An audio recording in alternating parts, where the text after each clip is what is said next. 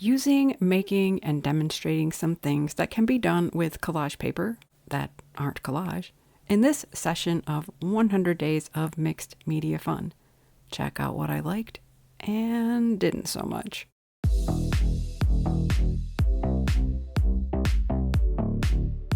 I have this lovely piece of collage paper you can see how I made in the week 2 video, and an envelope to do the project I promise at the end of the last video. I have a small piece of parchment paper cut down to be small enough to put inside the envelope to protect that from the adhesive. Instead of the matte medium I used last week, I'm using my Liquitex Professional Matte Gel, as I was concerned the matte medium would be too wet for the paper envelope. I also have a small flat brush, and I gotta say, I know I have in the past done a video about cleaning brushes with Murphy oil soap. I'm going to be updating that with something new and better, as a result of a tip several of you gave me. I applied the gel evenly over my envelope. As you can see, it is more like a paste. Not like the paste I used as a child in school, but a nice smooth consistency, similar to my acrylic paints. I wanted to be sure I had enough and that it was evenly colored so my paper would go on smoothly and be fully adhered from edge to edge. The edge of my paper is not quite as smooth, even as the edge of the paper napkin in the video I saw, so I will do my best to line it up. The sheet I have protecting my work surface is Ranger's non-stick craft sheet I recently bought from Joggles when I invested in the 9x12 Elizabeth St. Hilaire gel press gel plate, which I am sure will make its appearance during these 100 mixed media projects. This stage of this one is making sure my collage paper is smoothly and firmly adhered. Although I had tried to make sure I had enough adhesive on the surface, the more porous surface of the envelope paper was not helpful. I was already well into forming my opinion that this is just way more work than it's worth, especially for something I wouldn't find that useful. And here we go. I tore it. I was not being gentle enough. I know I have told you all that tissue paper is not that fragile and difficult to work with, but it seems time and time again during this series, I am struggling.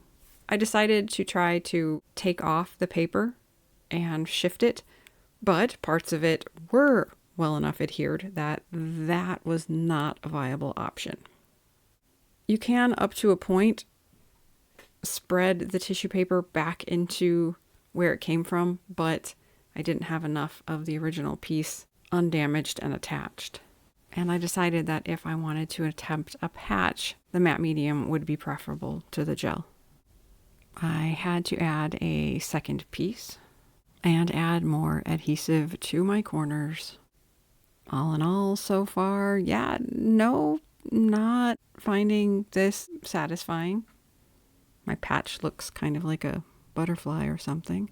Putting on the top coat of adhesive, I didn't even consider using the gel for this step.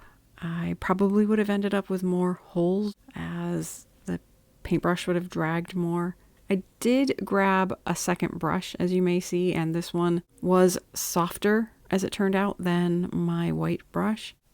And yes, that is at double speed, and I will jump forward to a patch that really worked well, since it was a small area of even color, of which I had a matching piece of tissue paper. But the process would have been easier if I hadn't adhered the paper to my finger first. Next comes this side drying, which I did help it a little bit before walking away to work on something else. So here is the dry, turn it over, remove as well as I can a stuck bit from the other side, and repeat the process from side one. Folding the paper up and over and adhering it thoroughly to the glue and putting on the second coat, the top coat, the upper coat. How do I usually word this? Help it dry. It's pretty, I guess, but is anyone else feeling underwhelmed? Trim off the excess and use the edge of a ruler to put a usable fold back in your flap. So yes, this envelope is pretty, but I don't feel like it's worth the effort. I was thinking I may be further ahead to just gel print an envelope. Here's my non-stick surface being non-sticky. Liquitex Basics Deep Violet and Light Blue Violet and Matte Medium. I figured I may be further ahead just gel printing an envelope. And in theory, yes. In doing, not so much. I knew I had too much paint. I knew I had way too much paint. Why did I just keep going? Your guess is as good as mine. Well, if I'm frank about it, I was just so totally over the envelope thing. But still, I didn't have to make it worse. But that's what I did. What did come out nice were the pulls with which I cleaned the plates. If your top layer of paint is wet, or you add a layer of matte or gloss medium to dry paint on your plate, the paper that's allowed to dry on it will pull everything up nicely, as with the first envelope, using a ruler to get it back into normal functioning shape. And here are my envelopes. Here I am with acrylic inks, golden airbrush medium, and Liquitex Basics paints, thinking, hey, I haven't tried the airbrush medium yet. Let's experiment with trying to get that sort of tie-dye look of this envelope paper. Some of my ideas were okay. However, I did not come very close. Part of the reason being if you use something thin enough that it spreads and blends, like the acrylic ink does in the tissue paper, it separates on the gel plate, which creates a really cool effect, which you just saw, but not the nice blendy tie-dye effect. I did create some interesting papers, and in the next part of the video, I'll show some ways you can use your collage papers that don't involve collage.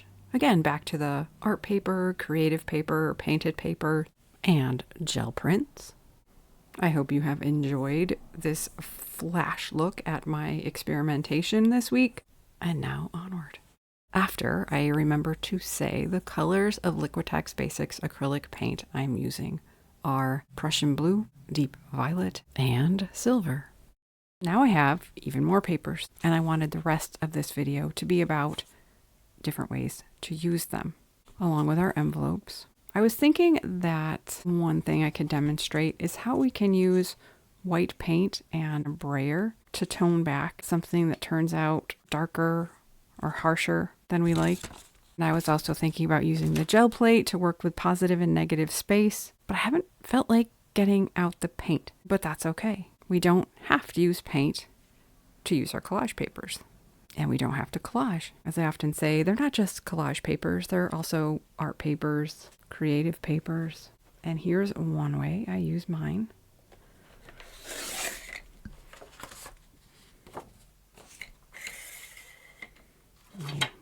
Move the one way I use mine.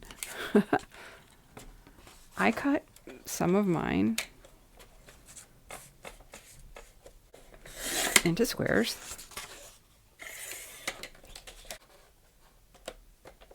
And when I sell jewelry, these fit perfectly in the boxes that I use for my earrings, necklaces, keychains. And they're great to have on my table at craft shows. They can be any type of fun design.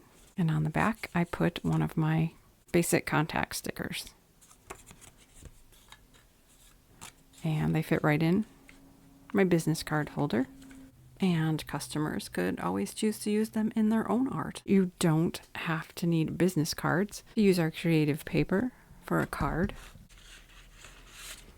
A piece like this could be affixed to the front of a card, and you could embellish it with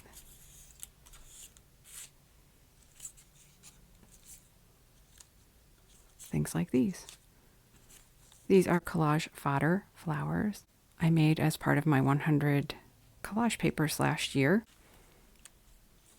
And you could also use the cutting down method to make gift tags. This one is not ideal, but just to give you an idea, again, with one of my Inky flowers. So in my next video, I'm going to focus on embellishments with some Inky flowers. And when you're working with a collage journal page, here's another style you can use. I love continuous line drawing.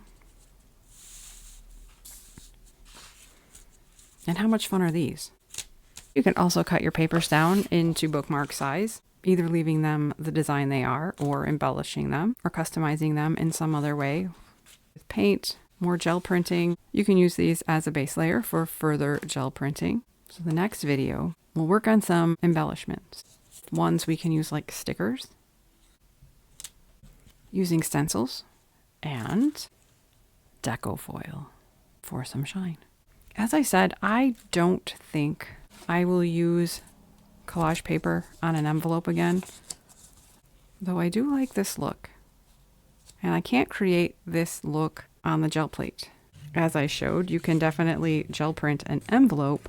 And the fact that this one didn't come out a way I particularly like, this part's kind of pretty. That's totally on me. I knew I had too much paint and it wasn't blended very well. One fun thing, or I suppose at times a frustrating thing, is we can never know for sure what a gel print will look like before we pull it. But we also should go with our instincts when we know something just isn't right. So again, in my next video, I'll be using some more of the papers that I created in this video and some watercolor paper to embellish and create embellishments. Envelopes, greeting cards, business cards, gift tags, bookmarks are all ways we can use our papers with or without collage. If you enjoy my mixed media content, be sure to like. Kind, constructive, or curious comments are always welcome. Don't forget to subscribe if you haven't yet, and be sure to come back next time for some embellishment play.